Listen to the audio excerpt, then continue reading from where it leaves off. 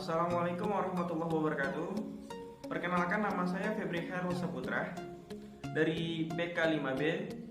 Konsentrasi saya bimbingan konseling. Nah, kali ini saya membuat video tujuan untuk memenuhi salah satu syarat mata kuliah pendidikan anak berbakat yang diampu oleh dosen Ibu Suci Habibah MPD. Nah, kali ini saya akan menjelaskan tentang intelijensi. Baiklah, di dalam kehidupan kita sehari-hari, seringkali mendengar orang berbicara mengenai inteligensi sebagai faktor yang menentukan berhasil tidaknya siswa di sekolah. Pengetahuan mengenai kemampuan intelektual atau inteligensi siswa akan membantu pengajar menentukan apakah siswa yang mampu mengikuti pelajaran yang diberikan serta meramalkan keberhasilan atau gagalnya siswa yang bersangkutan bila telah mengikuti pengajaran yang diberikan. Meskipun demikian, perlu diingat bahwa prestasi siswa tidak semata-mata ditentukan oleh tingkatan kemampuan intelektualnya di sekolah.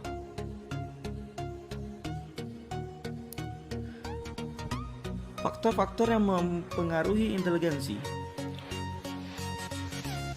di antaranya ada faktor bawaan.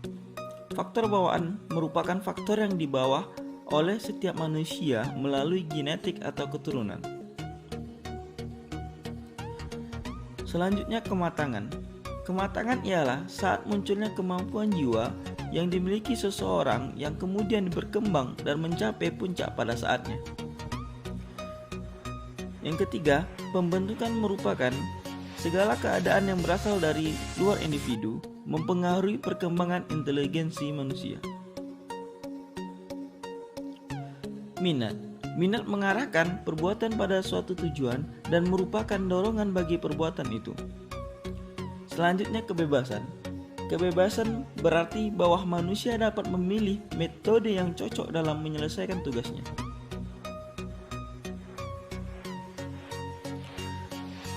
Berdasarkan tes tersebut, terdapat 6 golongan inteligensi manusia. Di antaranya yang pertama ialah pandai, yang kedua normal, yang ketiga bodoh, yang keempat bebal, yang kelima dungu, yang keenam idiot.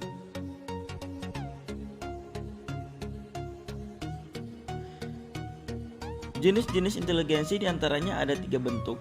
Yang pertama, analytical intelligence, meliputi kemampuan analisis, menilai, mengevaluasi, membandingkan, dan membedakan. Selanjutnya, kreatif inteligensi, kemampuan berkreasi, merancang, menemukan, memulai sesuatu, dan membayangkan.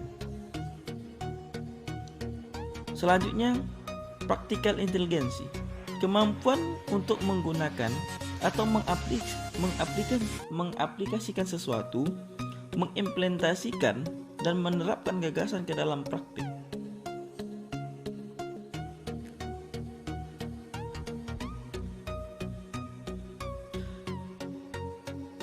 Menurut kecerdasan ada 2 macam. Menurut kekuatannya, kecerdasan ada 2 macam. Yang pertama, kecerdasan kreatif, ialah kecerdasan yang berkekuatan untuk menciptakan sesuatu.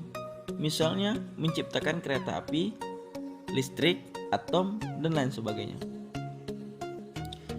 Selanjutnya, kecerdasan eksekutif, ialah kecerdasan yang berkekuatan untuk mengikuti pikiran orang lain. Misalnya, mempelajari cara masak, atau mempelajari cara membuat kue, membuat rumah, dan lain sebagainya.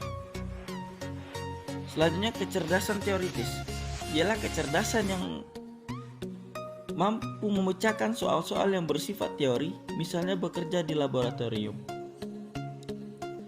Selanjutnya, kecerdasan praktis, ialah kecerdasan untuk mengambil tindakan atau berbuat, misalnya mengemudi mobil, sirkus, dan lain sebagainya. Ciri-ciri inteligensi. Yang pertama, inteligensi dapat diamati secara langsung.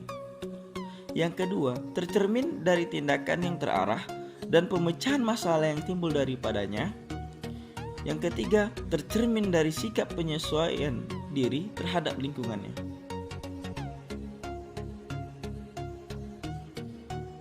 Macam-macam inteligensi. Yang pertama, inteligensi keterampilan verbal. Kemampuan ini untuk berpikir dengan kata-kata dan menggunakan bahasa untuk mengungkapkan makna. Cenderung arah profesinya menjadi penulis, jurnalis, dan pembicara. Selanjutnya, inteligensi keterampilan matematis. Menurut penjelasan logis, dari setiap pernyataan senang berhitung, sering bertanya tentang berbagai fenomena yang dilihatnya. Cenderung profesinya menjadi ilmuwan, insinyur, dan akuntan. Kemudian, inteligensi kemampuan ruang. Kemampuan berpikir secara visual, kaya dengan khayalan internal, sehingga cenderung imajinatif dan kreatif. Cenderung profesinya menjadi arsitek, seniman, dan pelaut.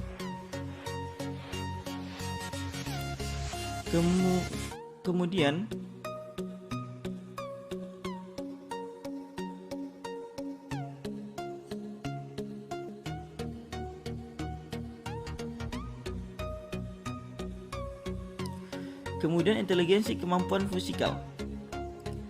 Kepekaan terhadap pola tangga nada, lagu, ritme, dan mengingat nada dapat mentransformasikan kata-kata menjadi lagu dan menciptakan berbagai permainan musik. Cenderung profesinya menjadi musisi.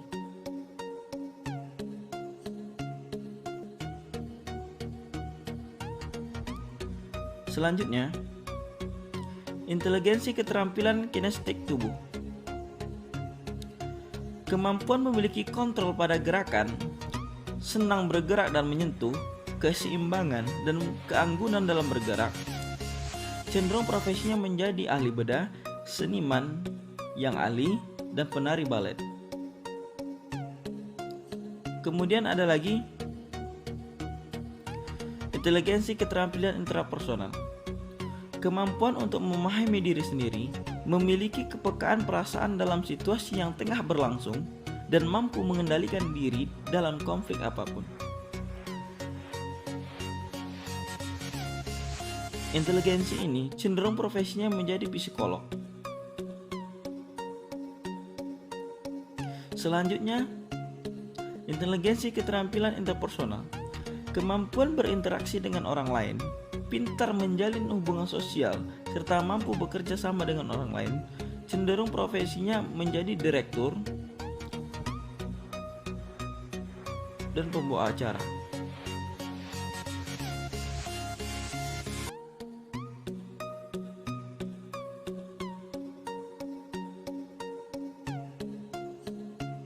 Selanjutnya, inteligensi keterampilan naturalis.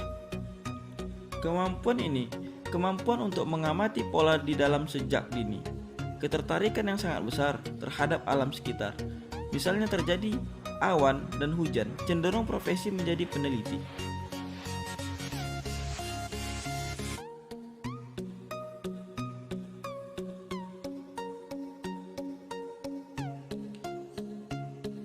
Mungkin sekian dari saya, hanya yang dapat saya sampaikan. Apabila ada kekurangan dan salah kata, saya mohon maaf. Saya akhiri, wabillahi taufiq wal hidayah. Wassalamualaikum warahmatullahi wabarakatuh.